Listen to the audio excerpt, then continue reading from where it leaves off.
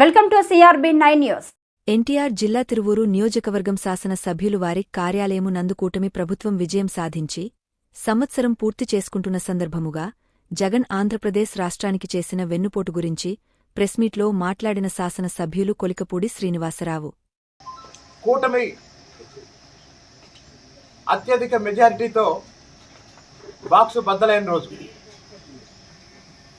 చంద్రబాబు నాయుడు గారి పాలనా అనుభవం, పవన్ కళ్యాణ్ గారి నిజాయితీతో కూడిన రాజకీయం, నరేంద్ర మోడీ గారి అభివృద్ధి మంత్రం అన్నీ కలిపి కూటమి రూపంలో సంవత్సరం క్రితం ఆంధ్రప్రదేశ్కి 5 సంవత్సరాలు పట్టిన దరిద్రాన్ని వదిలించిన రోజు ఈ జూన్ 4వ తేదీ. ఈ సంవత్సర కాలంలో గౌరవ ముఖ్యమంత్రి చంద్రబాబు నాయుడు గారి నాయకత్వంలో కూటమి ప్రభుత్వం అమరావతి నిర్మాణం, ఆంధ్రప్రదేశ్ పునర్నిర్మాణం లక్ష్యంగా పనిచేస్తూ పోలవరాన్ని పరిగెత్తుతున్నాం. అలాగనే రాయలసీమలో పరిశ్రమల స్థాపనకి, ఉత్తరాంధ్రలో పరిశ్రమల స్థాపనకి అనేక కంపెనీల ద్వారా లక్షల కోట్ల పెట్టుబడులు గత సంవత్సర కాలంలో ఒప్పందాల రూపంలో మన ముందున్నాయి. కొన్ని కంపెనీలు ఆల్రెడీ ప్రారంభమైనవి.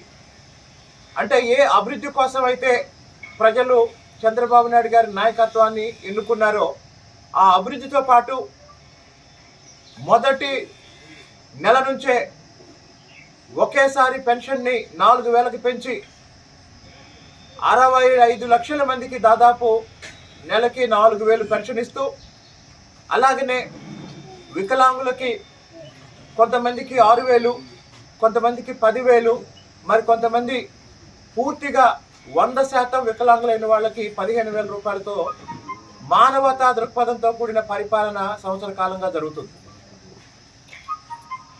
ఈ సంవత్సర కాలంలో సమస్యలన్నీ పరిష్కారమైనవి అని మేము చెప్పటం లేదు, కానీ 5 సంవత్సరాల్లో అడ్రస్ లేని అభివృద్ధి మళ్ళీ ప్రారంభమైంది. 5 సంవత్సరాలు జగన్మోహన్ రెడ్డి విధ్వంసానికి బలైన అమరావతి పునర్నిర్మాణం మళ్ళీ ప్రధానమంత్రి చేతుల మీదుగా జరిగింది. మరి ఈ సంవత్సర కాలంలో నిరుద్యోగ యువత ఎదురు చూస్తున్న అనేక పరీక్షలకు సంబంధించిన నోటిఫికేషన్లు వచ్చాయి. డిఎస్సి లాంటి ఒక భారీ రిక్రూట్మెంట్ కూడా ఈ వారంలో పరీక్షలు ప్రారంభమవుతున్నాయి.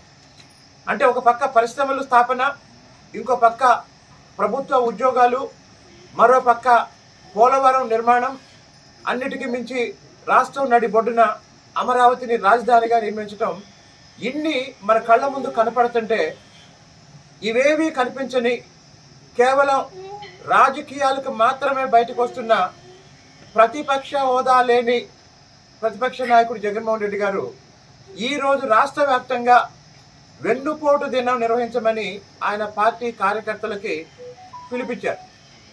మరి ఆయన ఈ పిలిపించి ఆయన ఆంధ్రప్రదేశ్లో ఉన్నారో బెంగళూరు వెళ్ళారో నాకు తెలియదు.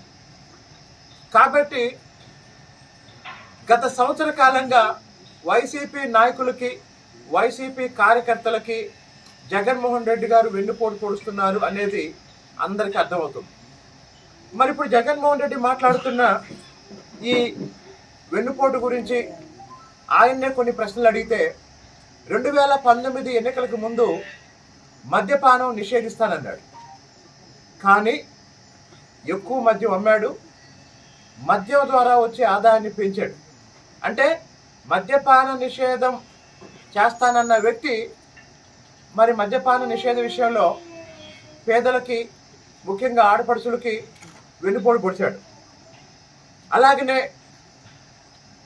వైఎస్ కుటుంబానికి 45 సంవత్సరాలుగా రాజకీయ భిక్ష పెట్టిన రాయలసీమ అభివృద్ధి కోసం ఏ నీటిపారుదల ప్రాజెక్టు కూడా ₹1 ఇవ్వలేదు. అలాగనే రాయలసీమ స్టీల్స్ ఒకసారి గాలి జనార్దన్ రెడ్డితో వాళ్ళ నాన్నగారు శంకుస్థాపన చేస్తే జగన్మోహన్ రెడ్డి జిందాల్తో శంకుస్థాపన చేశారు. ఇద్దరు కూడా శంకుస్థాపనకే పరిమితమయ్యారు తప్ప రాయలసీమ స్టీల్ నిర్మాణాన్ని ముందుకు తీసుకెళ్లలేదు. ఆ విధంగా రాయలసీమకి రాయలసీమ నిరుద్యోగులకి వెన్నుపోటు పొడిచారు. మరి అధికారంలోకి వచ్చే ముందు ప్రతి సంవత్సరం జనవరిలో జాబ్ క్యాలెండర్ ఇస్తానన్నాడు. సాక్షి క్యాలెండర్ ఇచ్చాడు కానీ జాబ్స్ ఇవ్వలేదు. అది నిరుద్యోగులకు పొడిచిన వెన్నుపోటు. అన్నిటికీ మించి 2019 ఎన్నికల్లో జగన్మోహన్ రెడ్డికి 151 సీట్లు రావడానికి అత్యంత కీలక పాత్ర పోషించిన ఎస్సీ ఎస్టీలకు సంబంధించిన 27 అభివృద్ధి సంక్షేమ పథకాల్ని జగన్మోహన్ రెడ్డి ప్రభుత్వం 5 సంవత్సరాలు ఆపేస్తే ఇప్పుడు చంద్రబాబు నాయుడు గారు, పవన్ కళ్యాణ్ గారి నాయకత్వంలో కూటమి ప్రభుత్వం మళ్ళీ ఎస్సీ కార్పొరేషన్లు, బీసీ కార్పొరేషన్లు, మైనార్టీ కార్పొరేషన్లు, కాపు కార్పొరేషను, బ్రాహ్మణ కార్పొరేషను, వైశ్య కార్పొరేషను, ఈ విధంగా అన్ని కార్పొరేషన్లకి ఉపాధి కార్యక్రమాల కోసం రుణాలు ఇవ్వడానికి ఇప్పుడు నోటిఫికేషన్లు వచ్చాయి, ఇంటర్వ్యూలు జరిగాయి, ఆ రుణాల పంపిణీ కార్యక్రమం కూడా మొదలైంది. ఆ తర్వాత